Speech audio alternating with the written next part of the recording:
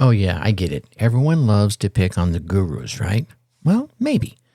But then again, maybe there's a reason why. Want to know what it is? It might surprise you. Stay tuned and find out. Being an entrepreneur sounds like, yes, another new client. I did it.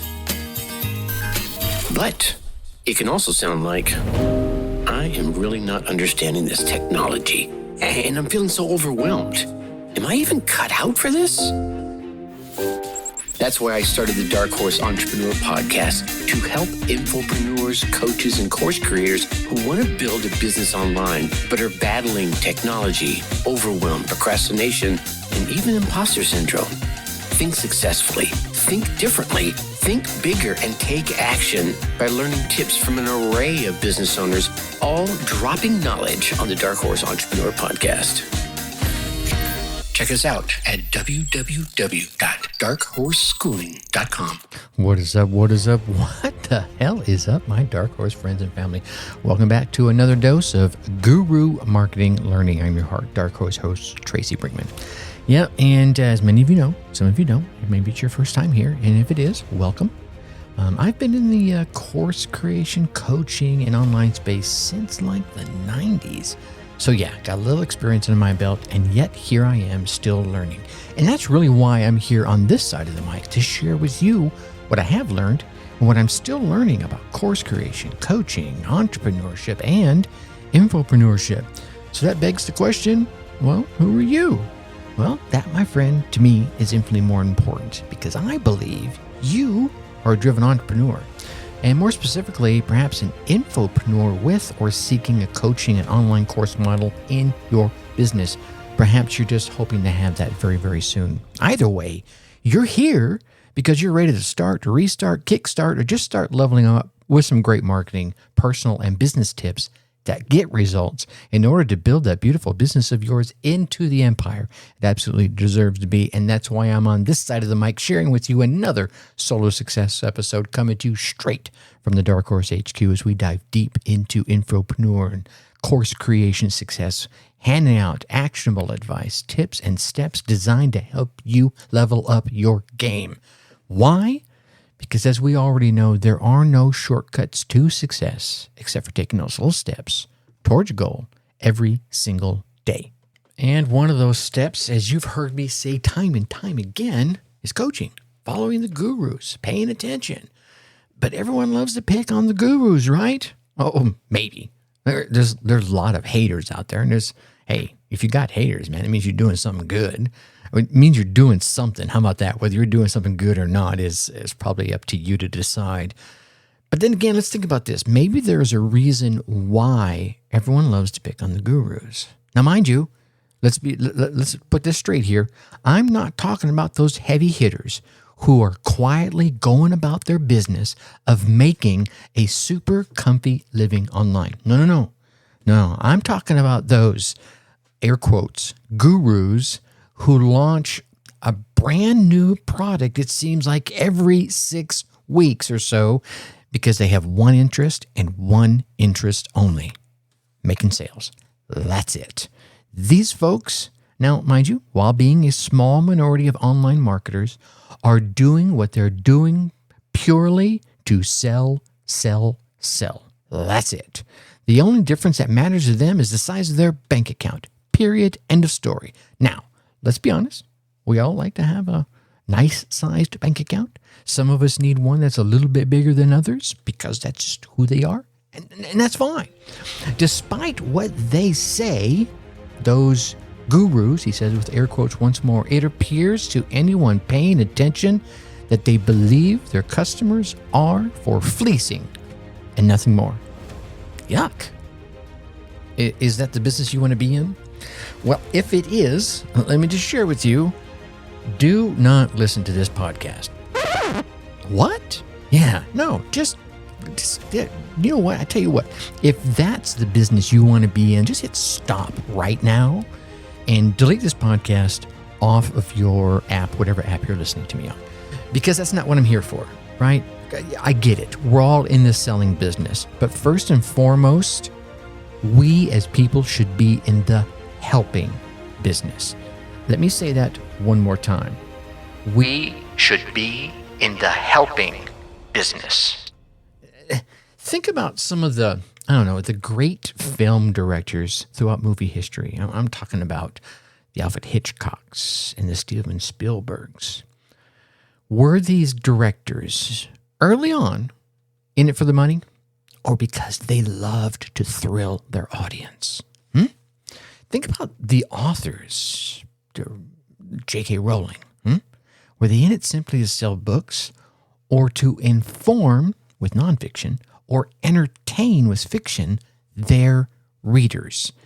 Yeah, maybe they had some back of the mind, I want to be amazing and I want to hit the top pinnacle and have the amazing mansion. But to do that, what did they have to do? They had to help. They had to entertain. They had to inform. As online marketers, I don't care what niche you're in, right? Maybe we need to focus first on our customer and then on our profits. I'm not taking one or the other's side, because here's the deal, and I was reminded of this recently by a coach that I listened to, that you got to pay the bills. You got to put food in your mouth, right? If your business, if your project that you're working on to hopefully get you out of the cubicle, right, do that cubicle escape, is not helping you feed your family, how long are you going to keep working at it? Yeah, probably not very long, right? So you need to focus on both sides, your customer and then the profits. Now, think of the last time you were at a car dealership. Initially, everything was all sunshine and rainbows as you chatted with your new best friend, a.k.a. the salesperson. And they showed you some cars, and they joked about this and that, and you had fun, and all of a sudden, bam! You're in the back room talking about numbers, and suddenly you realize this person is not your friend. They have a different goal than you do. It almost becomes as if they're your adversary. You're trying to get the best possible value for your money, and they're trying to get you to buy the biggest car, to spend the most money. Those are counterproductive goals, aren't they? Your goal is to pay as little as possible to get the car and the add-ons that you want. Their goal is to shift you over, right, to perhaps the car that's been sitting on the lot too long, and add a ton of accessories maybe you don't want, and to charge you as much as possible in the process of doing it. So what do? Well, hopefully, as any sensible would do, just get up and walk out of the door before you end up signing something you're going to regret, right? And how many have not done that? They get pressured in there. When it comes to marketing, my friends, I want you to be an Alfred Hitchcock. I want you to be a Steven Spielberg. Stick to your principles and create a body of work that speaks to who you are and at the same time thrills your customers. If a product or service isn't right for someone, don't try to sell it to them. It's not right for them. And again, I'm going to come right back to it. If you're trying to sell something to someone and they don't damn well need it, you shouldn't be listening to this show, because that's not what we're about around here. Once again, go ahead, click stop, delete this show off your podcast listening app, because I'm not the right person for you. Not at all. If, however, you are out there to help people and make a little money along the way, okay, that's cool. Let's go for it.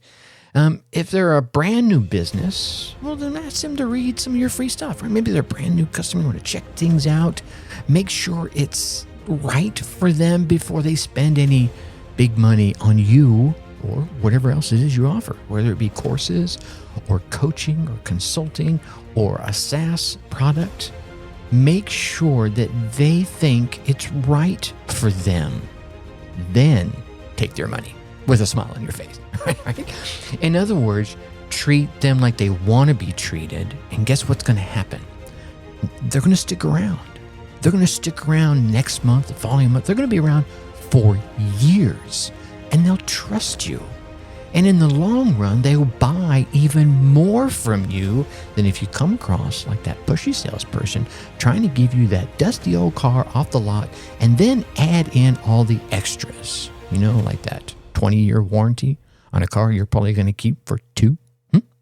Now, let me be nice. Let me apologize to all the nice car salesmen and women that are out there. I've met a few of you, and thank you for being there.